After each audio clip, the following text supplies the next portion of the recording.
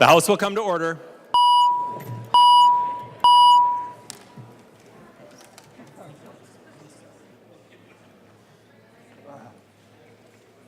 Messages from the Senate.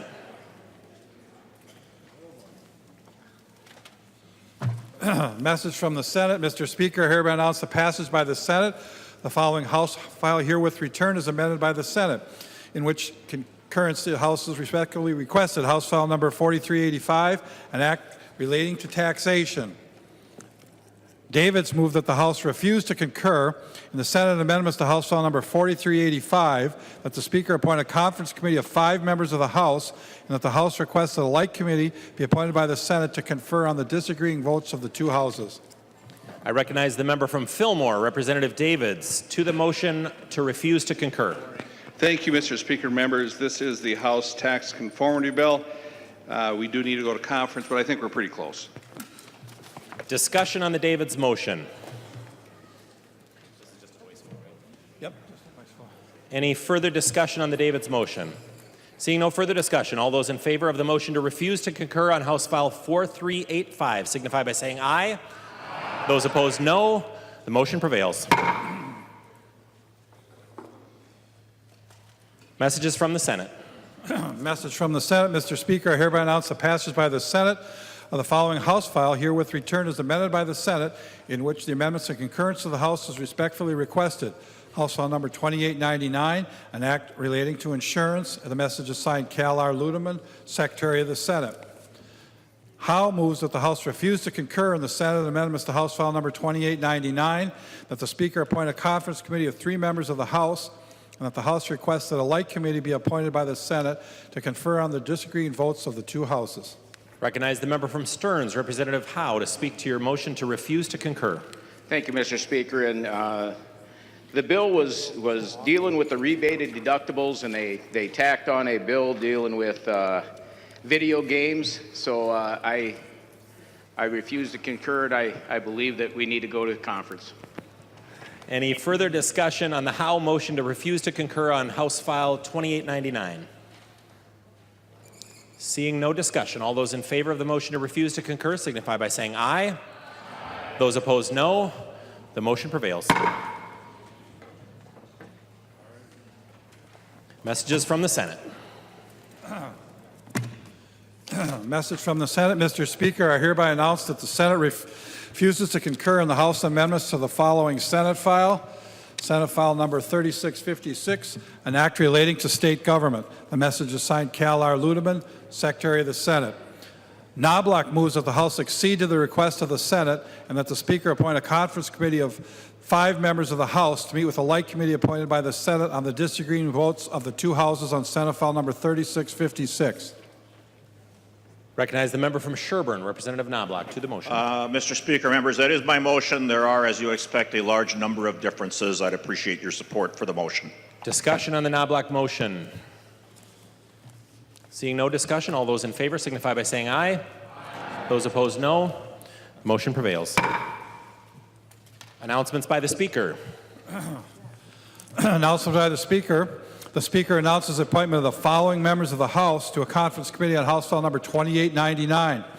Howe, Nash, and Loeffler. Announcement by the Speaker. The Speaker announces the appointment of the following members of the House to a conference committee on House File number 4385. Davids, McDonald, Hertas, Erickson, and Marquardt. Announcement by the Speaker. The Speaker announces the appointment of the following members of the House to a conference committee on Senate file number 3656. Knobloch, Loon, Torkelson, Garofalo, and Pawlowski.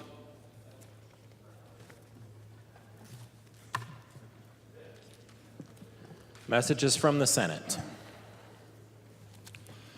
A message from the Senate. Mr. Speaker, I hereby announce the passage by the Senate of the following House file, herewith returned as amended by the Senate, in which amendments to concurrence of the House is respectfully requested. House file number 3295, an act relating to family law. The message is signed Cal R. Ludeman, Secretary of the Senate. Scott moves that the House concur in the Senate amendments to House file number 3295 and that the bill be repassed as amended by the Senate. Recognize the member from Anoka, Representative Scott, to your motion. Thank you, Mr. Speaker. We sent the bill on joint petitions and establishing parenting time for unmarried parents over to the Senate. They made a couple of technical changes, and I would encourage members to concur. Is there any discussion on the Senate amendments? The member from Ramsey, Representative Lesh.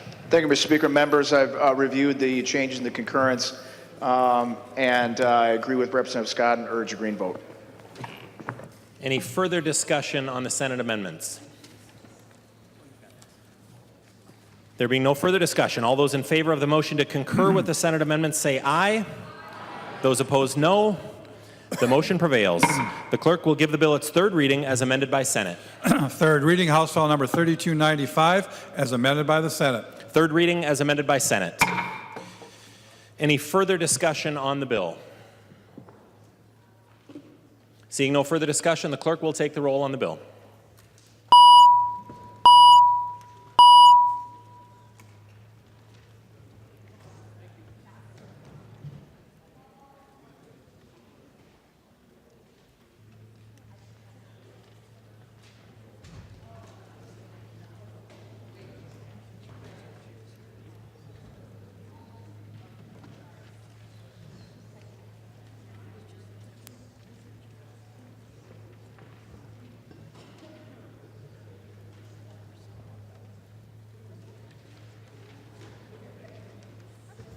The clerk will close the roll.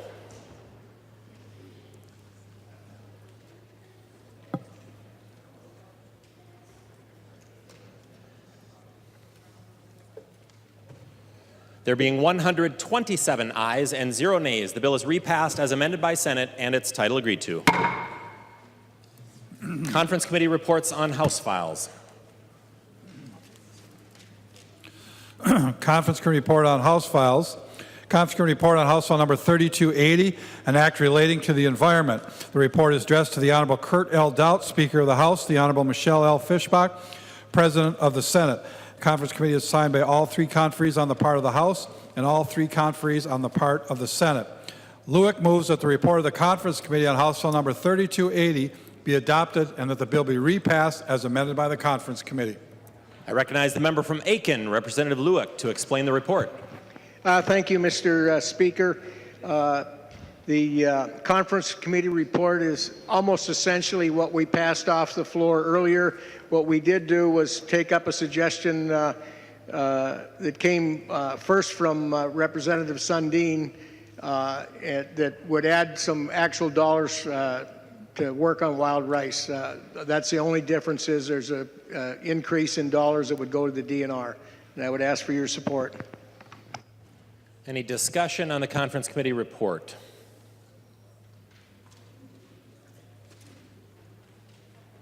There being no further discussion, all those in favor of the motion to adopt the Conference Committee report on House File 3280 signify by saying aye.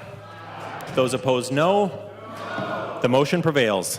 The clerk will give the bill its third reading as amended by conference. Third reading, House File Number 3280, as amended by conference. Third reading as amended by conference. Any further discussion? The member from Dakota, Representative Hansen. Thank you, Mr. Speaker and members. It's unfortunate that the Conference Committee report is here. I think there were sincere efforts to try to find some solution.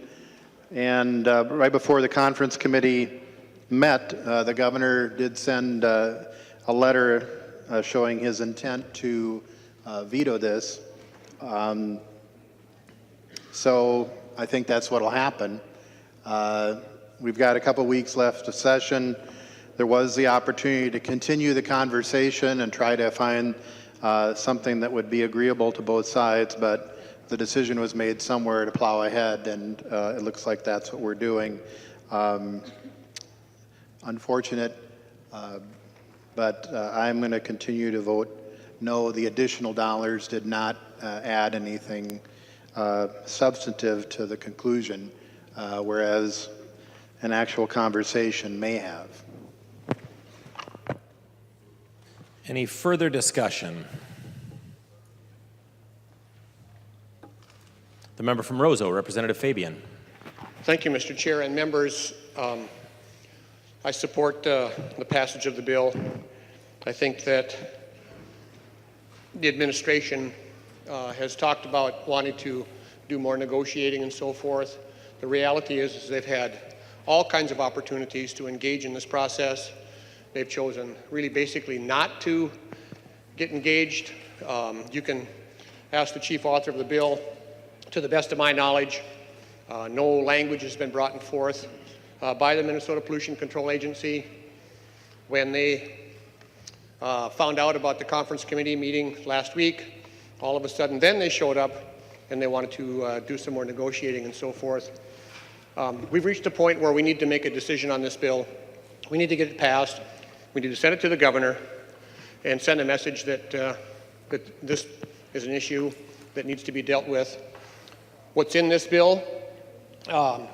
When I met with some of the range delegation, and well, Representative Lueck too was a member of that. What's in the bill now, a week ago tomorrow, when we met, this is exactly what we agreed to. What's in the bill now, and the timeline is exactly what we agreed to. So members, I encourage a green vote. Thank you. Any further discussion on repassage of House File 3280? For the final word, the member from Aiken, Representative Lueck. Thank you, Mr. Speaker. This business of the governor's office wanting to negotiate, MPCA wanting to negotiate, here's the problem, folks. It's time that the governor and MPCA sit down and negotiate on how they're going to resolve this for the people of Minnesota. And it's a time-honored trick to keep the legislature negotiating with an agency. Well, we need to move this off the floor, move it to the governor's office, and he can negotiate with the people of Minnesota. This is a broad bill that's going to shift the focus on actually protecting wild rice and sets back the agency to a clean sheet of paper so they have no more distractions and they can get on about their business. So I would urge a green vote on this. This is absolutely the right thing to do. There being no further discussion, the clerk will take the roll on the bill.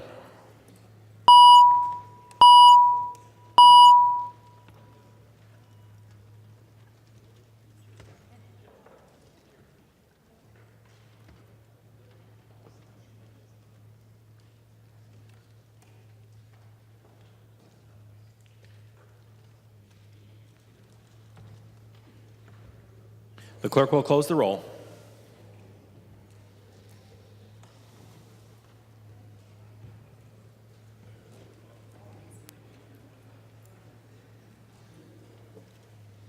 There being 79 ayes and 48 nays, the bill is repassed as amended by conference and its title agreed to. Report from the Committee on Rules and Legislative Administration. Pappen from the Committee on Rules and Legislative Administration, pursuant to Rules 1.21 and 3.33, designates the following bills to be placed on the calendar for the day for Wednesday, May 9th, 2018, and establishes a pre-filing requirement for amendments offered to the following bills. House File Number 368, Senate File Number 2692, House File Number 3199, Senate File Number 3004, House File Number 3750, and Senate File Numbers 1703 and 3262. Yep. Calendar for the day. The first bill on the calendar for the day is Senate File 3066. The clerk will report the bill. House File Number 3066, number 2 on the calendar for the day, an act relating to human services, the second engrossment. Recognize the member from Scott, Representative Albright, to introduce the bill. Thank you, Mr. Speaker and members. This legislation changes current statute to broaden the paths qualified candidates can take into the mental health services workforce in a way that doesn't sacrifice quality of mental health services. Members, we all know about the needs for mental health providers in greater Minnesota. This addresses some of the issues. We've been working on this with a number of the cohorts and stakeholders without going into further elaboration, which I think you've probably seen already in your packets. I would urge a green vote. Thank you. There are no amendments at the desk. The clerk will give the bill its third reading. Third reading, Senate File Number 3066. Third reading. Discussion on Senate File 3066, final passage. Seeing no discussion, the clerk will take the roll on the bill.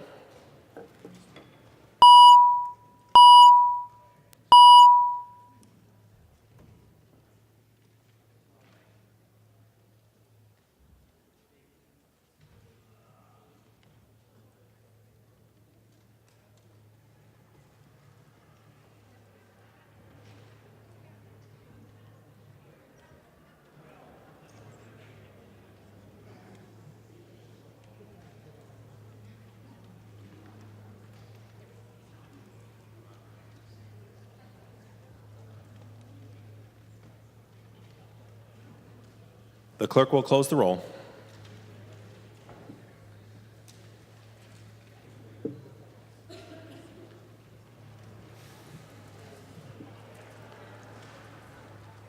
There being 127 ayes and 0 nays, the bill is passed and its title agreed to. The next bill on the calendar for the day is Senate File 2629. The clerk will report the bill. Senate File Number 2629, number 4 on the calendar for the day, an act relating to workforce development, the first engrossment. Recognize the member from Chisago, Representative New, to introduce your bill. Thank you, Mr. Speaker and members. The purpose of this bill is to update and simplify provisions of the existing pay-for-performance statute at deed. The statute was passed 20 years ago and supports qualified job training programs through performance-based funding, and perhaps more importantly, it supports those Minnesotans with some of the most significant challenges and pays only for long-term results. There are no amendments at the desk. The clerk will give the bill its third reading. Third reading, Senate File Number 2629. Third reading. The member from Morrison, Representative Crecia, to the bill. Thank you, Mr. Speaker, members. And I'm wondering if Representative New would yield for the question. I think she will. Representative Crecia. Representative New, as I look through this bill, there's a high amount of deed workers in my district. How will this affect them? The member from Chisago, Representative New.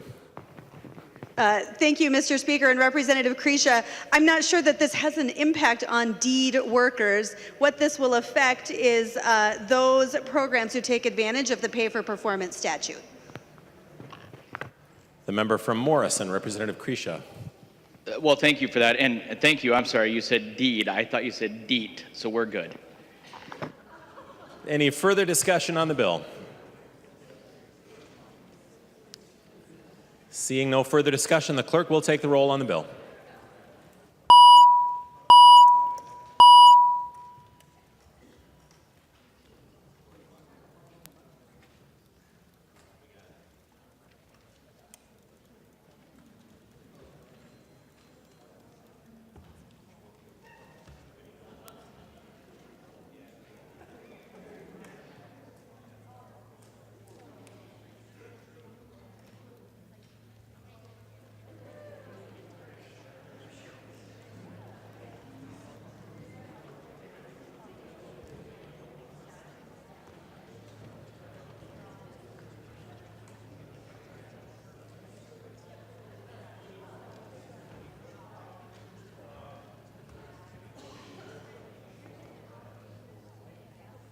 The clerk will close the roll.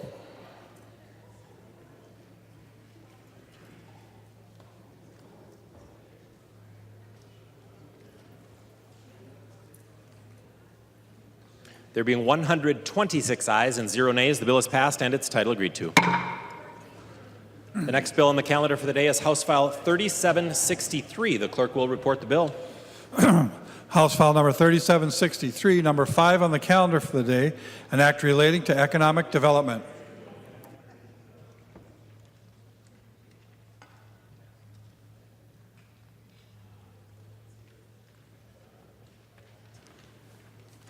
Recognize the member from Itasca, Representative Layman, to introduce your bill. Thank you, Mr. Speaker and members. The bill I have today concerns a trust fund that was actually set up in 1977. It was originally known as the Northeast Minnesota Economic Protection Fund. It is now more commonly known as the DJJ Economic Protection Trust Fund. And I want to thank my co-sponsors on this bill in the House here, Representative Metza, Representative Sandsteed, Representative Eklund, and the identical bills being heard in the Senate. Chief author, Senator Eichhorn, co-sponsors, Senator Rude, Tomasoni, and Bach. So we have broad support for this bill, which is actually a simple bill. The DJJ Trust Fund was set up back in the 70s to set aside money in the event that the taconite assistance area ended its mining industry and was looking to diversify the economy. Right now, there is $160 million in the fund, which is invested by the State Board of Investment. And what my bill does really is take what is already in statute and put a big punctuation mark at the end of it. Right now in statute, it says that money from the trust fund shall be expended only in or for the benefit of the taconite assistance area. My language is one sentence. It adds, money devoted to the trust fund under this section shall not be expended, appropriated, or transferred from the trust fund for any purpose except as provided in this section. Thank you, Mr. Speaker. I'll stand for questions. There are no amendments at the desk. The clerk will give the bill its third reading. Third reading, House File Number 3763. Third reading. Discussion on the bill. The member from St. Louis, Representative Metza. Thank you, Mr. Speaker and members. Thank you, Representative Layman and Lueck. This is, as Representative Layman described, and a good justified change that we need to get done. I'd urge a green vote. Any further discussion on the bill? Seeing no further discussion, the clerk will take the roll on the bill.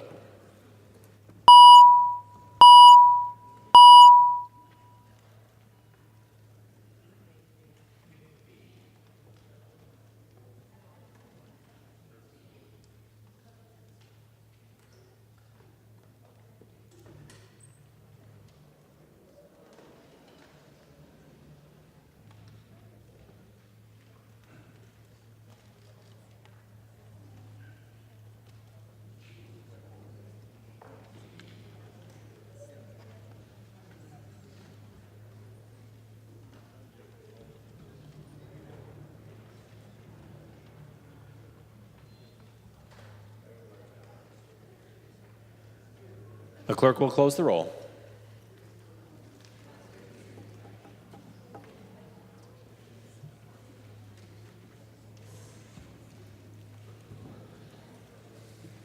There being 126 ayes and 0 nays, the bill is passed and its title agreed to.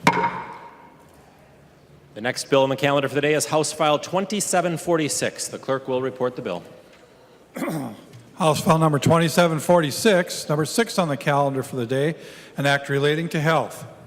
Recognize the member from Sherburne, Representative Zerwas, to introduce your bill. Thank you, Mr. Speaker and members.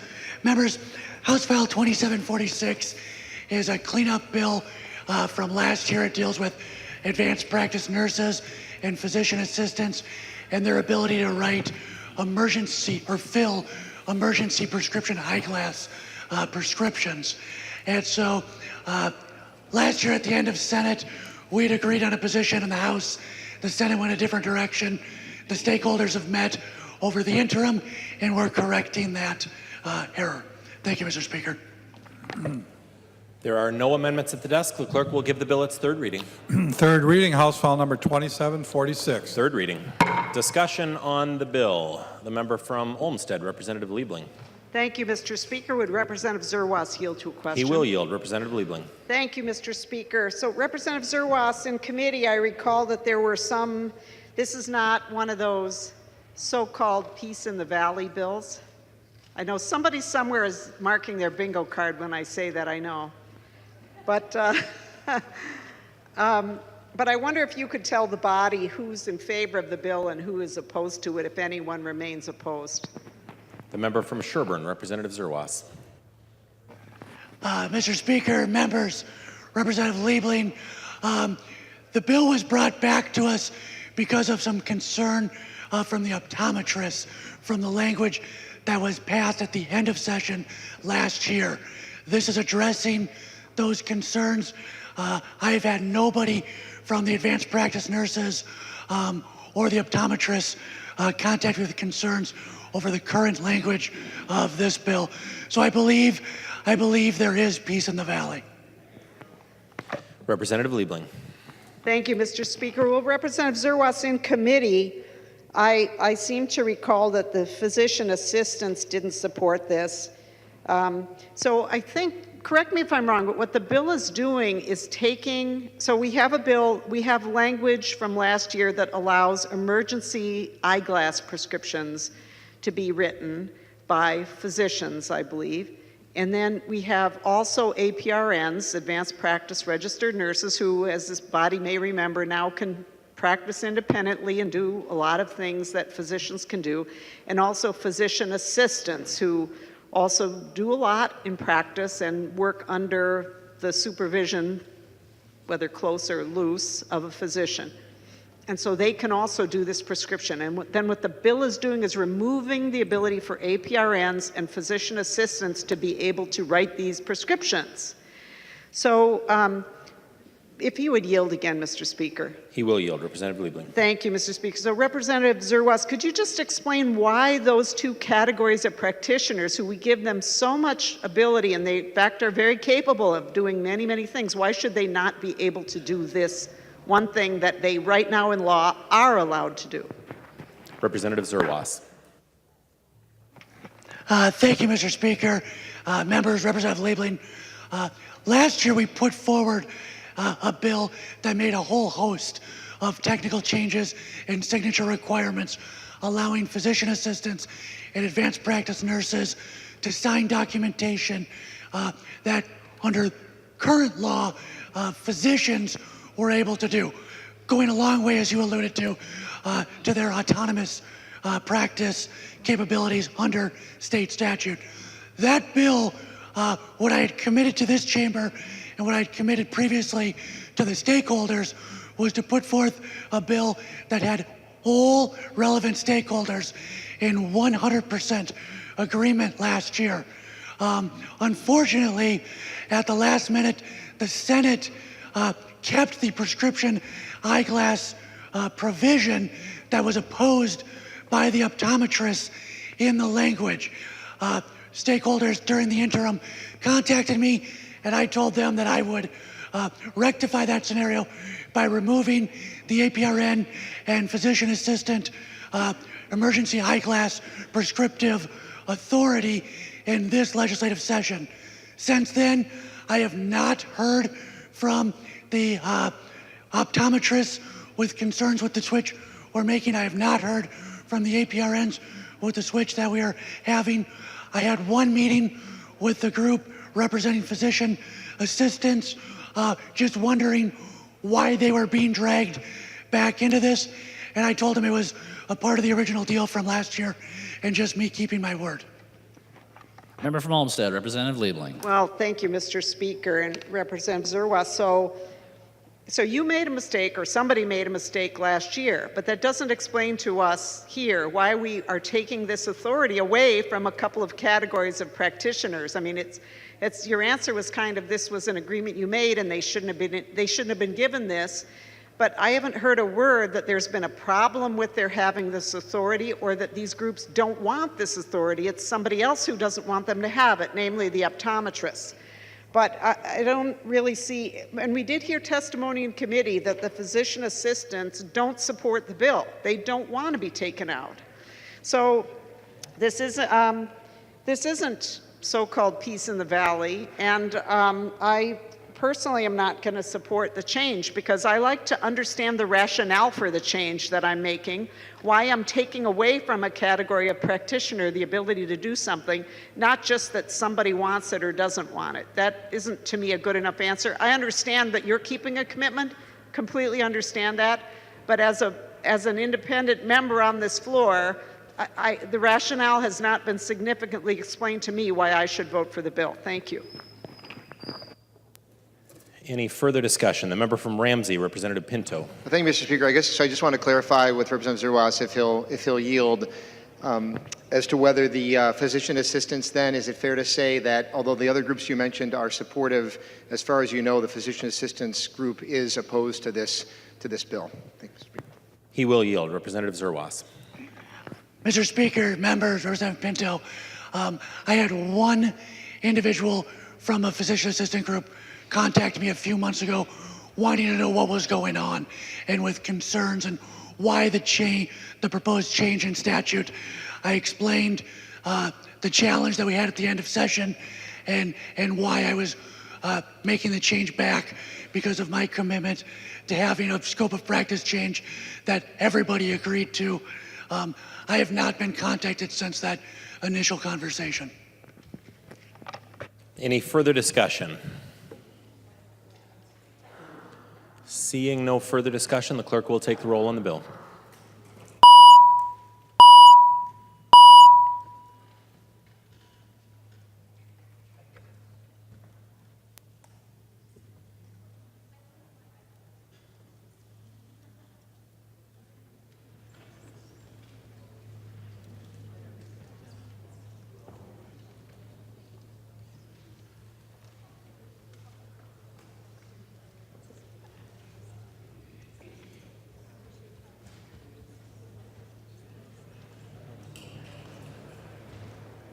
The clerk will close the roll.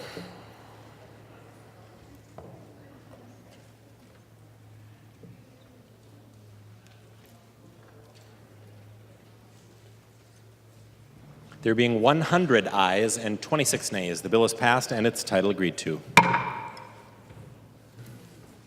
The next bill on the calendar for the day is House File 3196. The clerk will report the bill. House File number 3196, number 7 on the calendar for the day, an act relating to health insurance, the first engrossment. Recognize the member from Washington, Representative Fenton, to introduce your bill. Thank you, Mr. Speaker and members, and I just want to say that this bill is a reflection of many hours of hard work to reach an agreement among the many stakeholders. And what this bill does is it puts common sense consumer protections in place so that Minnesotans can access the treatment options prescribed by their healthcare provider by enacting guidelines for the use of step therapy protocols and allowing patients and their healthcare providers to ask for the exceptions to those protocols in certain circumstances. So step therapy is known as a fail first, and it's a tool that's used to control the order in which a person takes certain therapies approved for a given condition. So step therapy is applied to drugs treating a wide range of diseases and chronic conditions, such as including Alzheimer's, autoimmune diseases, cancer, diabetes, epilepsy, glaucoma, hemophilia, HIV/AIDS, multiple sclerosis, and mental health. And under step therapy, a patient may be required to they may be required to try one or more alternatives before finding that right drug that best fits their condition and the needs of them as a patient. So what House File 3196 does is it provides a needed patient protection from step therapy or the fail first protocols. Physicians know the health of their patients the best. And what this does is put that power back between the patient and their healthcare providers. And it's time to ensure that treatment decisions are determined by those with the expertise of the patient's health. So with that, I will yield to questions. There are no amendments at the desk. The clerk will give the bill its third reading. Third reading, House File number 3196. Third reading. Discussion on final passage of House File 3196. The member from Olmsted, Representative Liebling. Thank you, Mr. Speaker. I know I'm hard to see today. But I just wanted to encourage members to support this bill. Thank you Representative Fenton for bringing this forward. Any further discussion? Seeing no further discussion, the clerk will take the roll on the bill.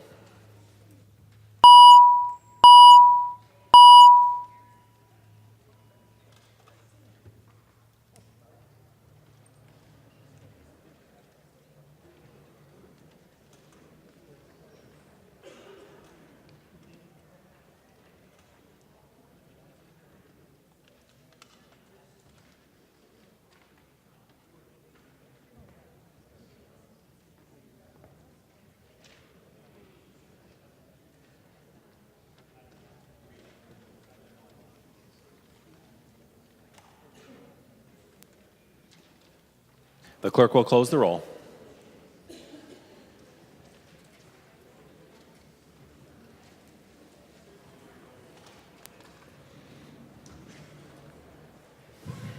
There being 126 ayes and 0 nays, the bill is passed and its title agreed to.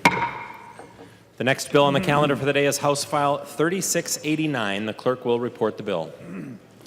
House File number 3689, number 8 on the calendar for the day, an act relating to health. The first engrossment. Recognize the member from Polk, Representative Kiel, to introduce your bill.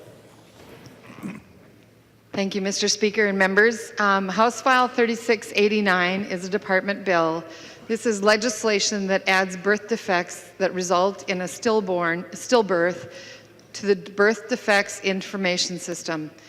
It will include birth defects that occur to babies that are stillborn to understand the full impact of the birth defects on our families and communities.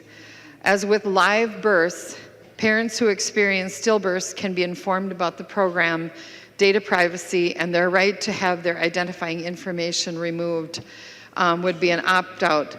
When we think of this investigation, we think of recent infections that occur through Zika viruses.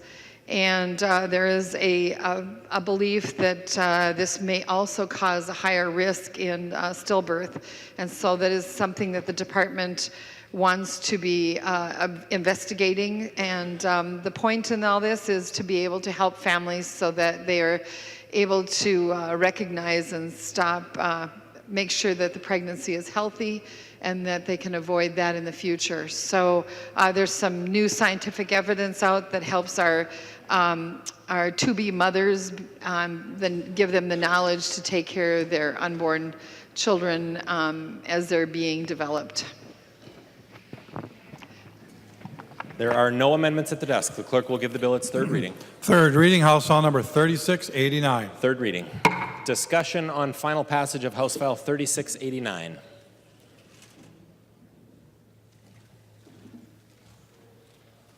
Seeing no further discussion, the clerk will take the roll on the bill.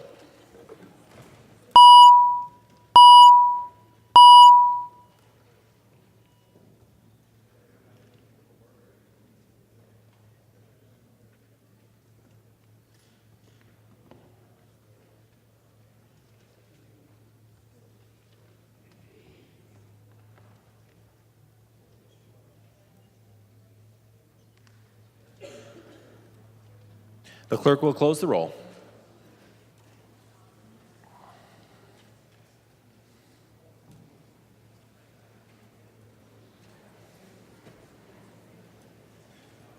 There being 125 ayes and 0 nays, the bill is passed and its title agreed to. The next bill on the calendar for the day is House File 2945. The clerk will report the bill. House File number 2945, number 9 on the calendar for the day, an act relating to human services. I recognize the member from Dakota, Representative Peterson, to introduce your bill. Thank you, Mr. Speaker. House File 2945 streamlines the IRTS licensing process. IRTS stands for Intensive Residential Treatment Services. These facilities are community-based, staffed 24 hours, and provide individualized treatment. They serve as a conduit from a secure hospital to returning home after a mental health crisis. Mr. Speaker, there is a A1 amendment at the desk that adds crisis centers to the bill. There is an amendment at the desk. The clerk will report the amendment. Peterson moves to amend House File Number 2945 as follows. The amendment is coded A1. Recognize the member from Dakota, Representative Peterson, to introduce the amendment. Thank you, Mr. Speaker. Crisis centers are like IRTs, but tend to be less than 10 days for a stay instead of the 30 days or longer that happens in an IRTS facility. And often they are co-located in the same building. For that reason, they should follow the same regulations, and I ask for your support. Discussion on the A1 amendment.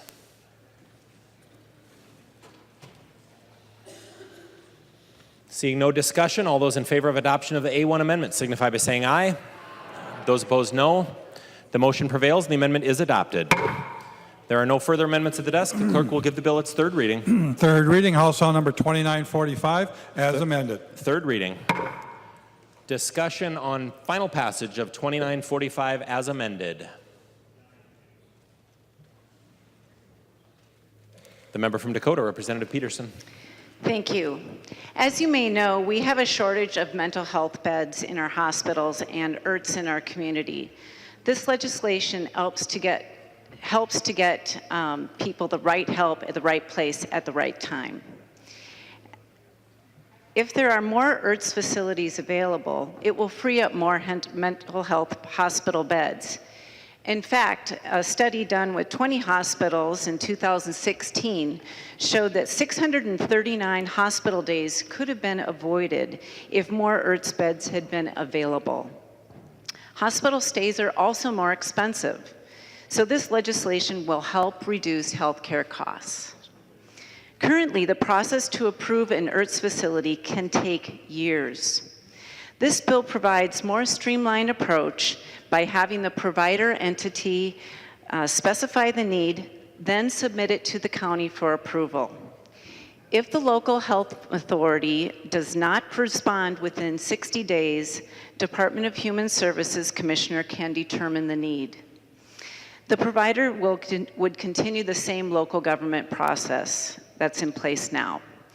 This legislation is supported by the Minnesota Hospital Association and the Association of Minnesota Counties. There are no concerns from the Department of Human Services. Also, the State Department and counties had no fiscal implications to this legislation, and I ask for your support. Discussion on final passage of House File 2945. Seeing no discussion, the clerk will take the roll on the bill.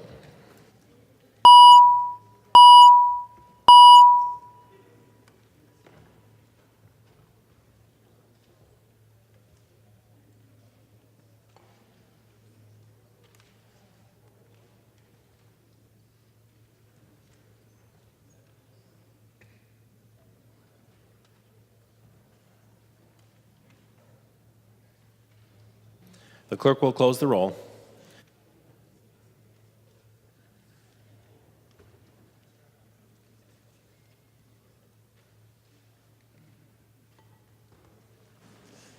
There being 126 ayes and 0 nays, the bill is passed as amended and its title agreed to.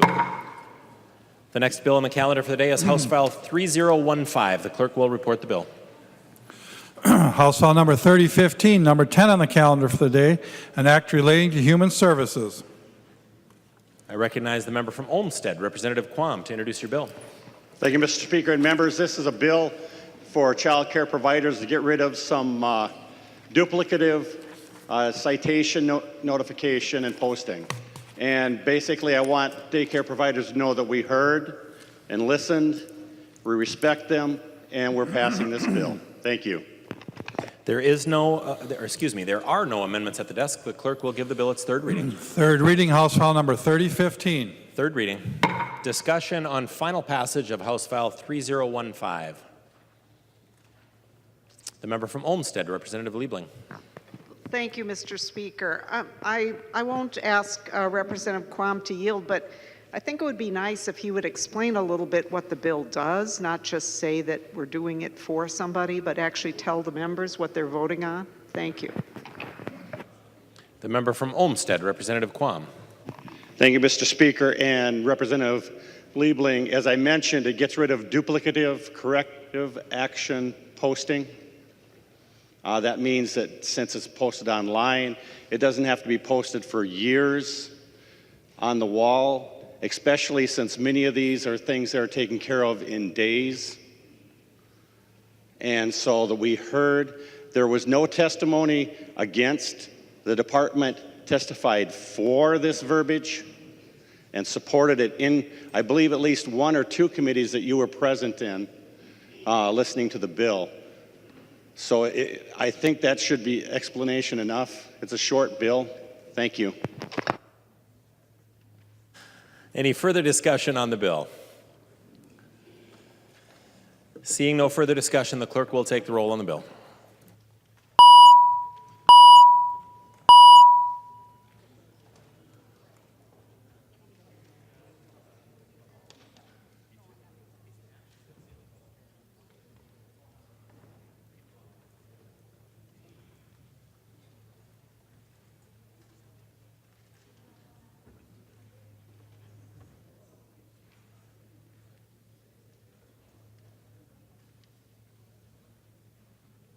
The clerk will close the roll.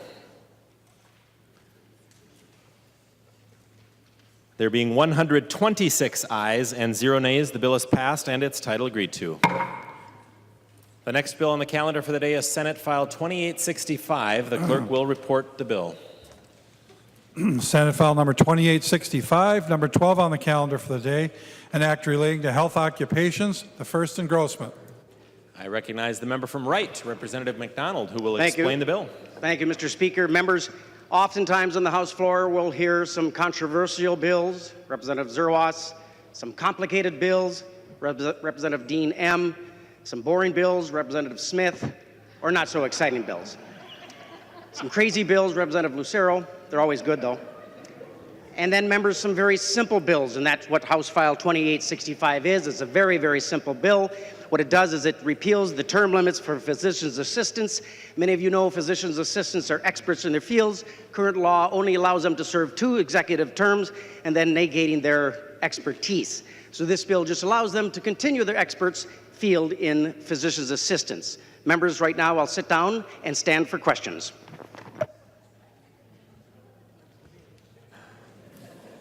There are no amendments at the desk. The clerk will give the bill its third reading. Third reading, Senate File number 2865. Third reading. Discussion on final passage of Senate File 2865. The member from Morrison, Representative Kresha. Thank you, Mr. Speaker. And I rise to a point of order. I rise to personalities. It's nice to see some on the floor once in a while. The member from Ramsey, Representative Mahoney.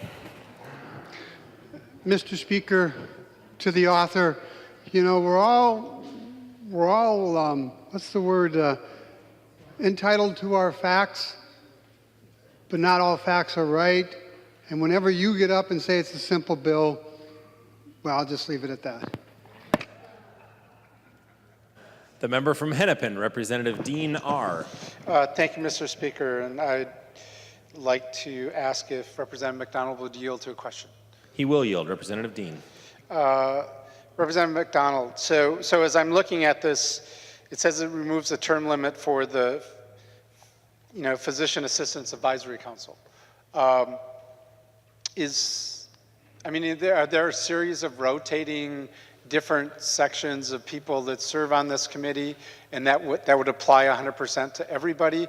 So in theory, we could put together a advisory council that could be, everybody could be in place for like 25 years, or is there other types of rotating on and off that actually happens? Representative McDonald. Mr. Speaker, Representative Dean, there are many advisory councils in our state. This body here in particular puts a lot of advisory commissions together and has been for many years. They're experts in their fields. In the physician's assistants and the advisory councils in the medical field, this is the only one that has term limits. So it is doubtful that you'll have a group of folks on there for 25 years that don't have any expertise in their field. So your question would be no. Thank you, though. Any further discussion? Seeing no further discussion, the clerk will take the roll on the bill.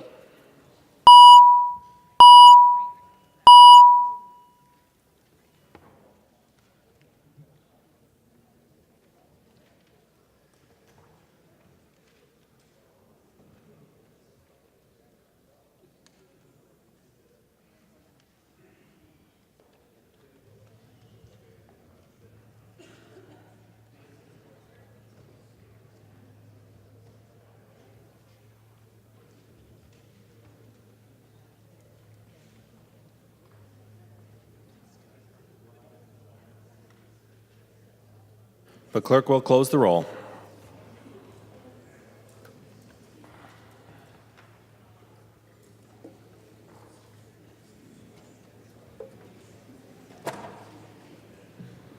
There being 123 ayes and 3 nays, the bill is passed and its title agreed to. Motions and resolutions. There are copies of the non-controversial motions at the House desk and online. If there's no objection, we'll take action on these motions first. Hearing no objection, the motions prevail. There is a motion at the desk. The clerk will report the motion. This is a Pepin motion. Pepin moved that the chief clerk be instructed to invite the Senate by message to a joint convention to be held on Thursday, May 10th, 2018 at 10:30 a.m. in the chamber of the House of Representatives to elect a member to the Board of Regents to the University of Minnesota. I recognize the member from Hennepin, Representative Pepin, to introduce her controversial motion. Thank you, Mr. Speaker. Yes, this will allow us to elect a regent on Thursday. I'd appreciate your support. Any discussion to the Pepin motion? Hearing none, all those in favor signify by saying aye. Those opposed, no. The motion prevails.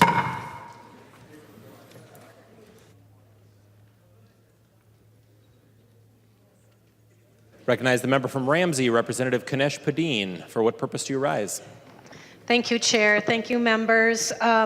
Earlier this session, we heard House File 3375, the creation of a task force to study missing and murdered Indigenous women in Minnesota.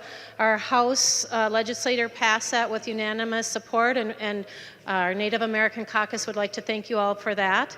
I am rising to acknowledge that Saturday, the governor of Minnesota, Governor Dayton, acknowledged that and proclaimed May 5th as Missing and Murdered Indigenous Women's Awareness Day, and we would like to read that proclamation and share it with you now. So, whereas in 2013, the National Indigenous Women's Resource Center reported to the United States Congress that Native women experience violent victimization at higher rate than any other U.S. population.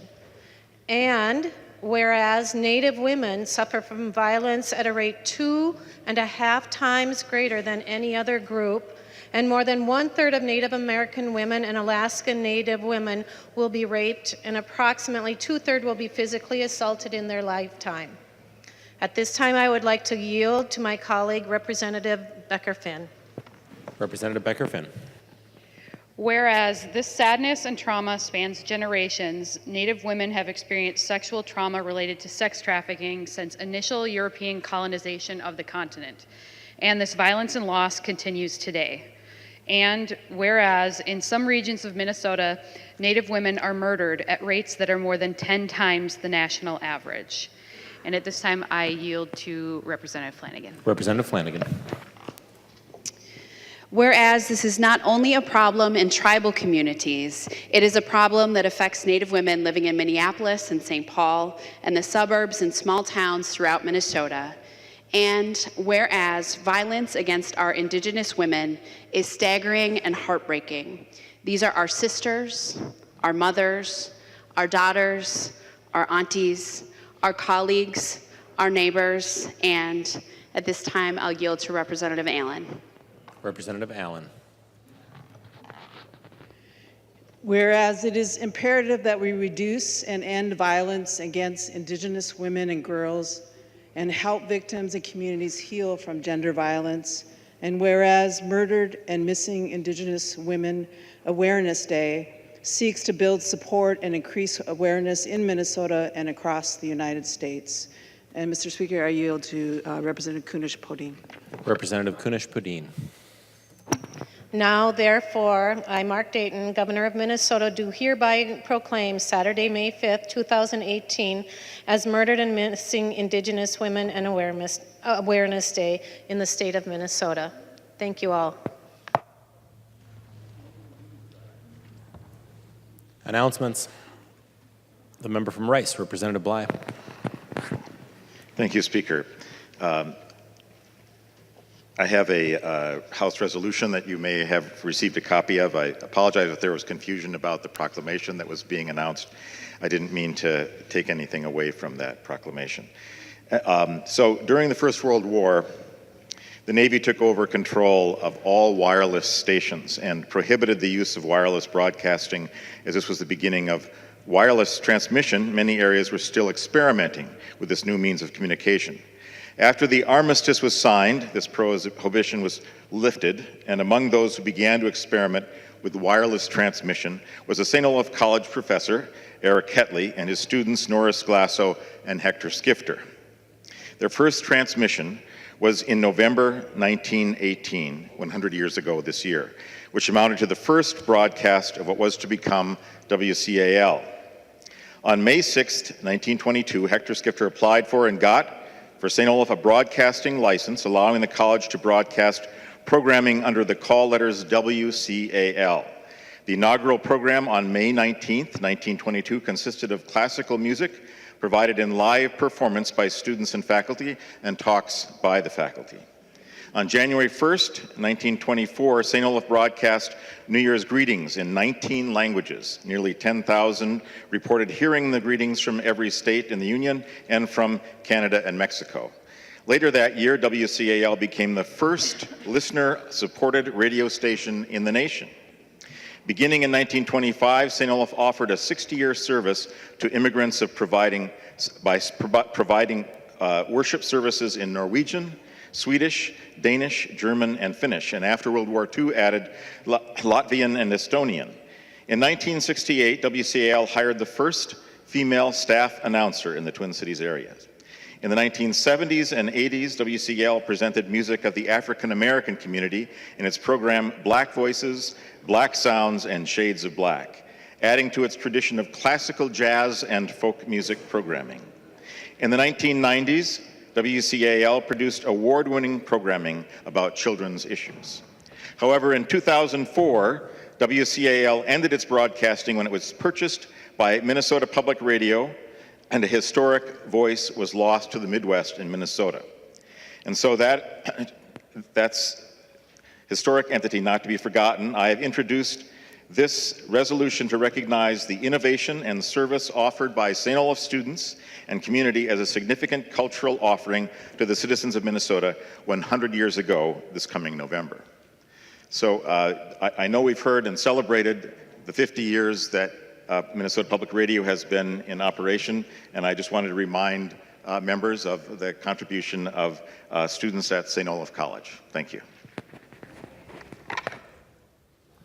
Further announcements. The member from Stearns, Representative O'Driscoll. Thank you, Mr. Speaker. Members of the Government Operations and Election Committee, we will meet at 4:30 to the call of the chair to finish up our business with campaign finance board candidates. And you can get a pretty good idea of where we're going to be going when we're done with rules, since a number of us who are on that committee are also on the Rules Committee today. So with that, Mr. Speaker, 4:30 or call of the chair. Thank you, members. Any further announcements? Representative Pepin. Thank you, Mr. Speaker. As Representative O'Driscoll mentioned, the Committee on Rules and Legislative Administration will meet 15 minutes after session, about 3:30 in room 120. And with that, Mr. Speaker, I move that when the House adjourns today, it adjourns until 10 a.m., Tuesday, May 8th, 2018. Representative Pepin moves that when the House adjourns today, it adjourns until 10 o'clock a.m. on Tuesday, May 8th, 2018. All those in favor say aye. Those opposed, no. The motion prevails. Representative Pepin. I move that the House do now adjourn. Representative Pepin moves that the House do now adjourn. All those in favor say aye. Those opposed, no. The motion prevails and the House stands adjourned until 10 o'clock a.m. Tuesday, May 8th, 2018.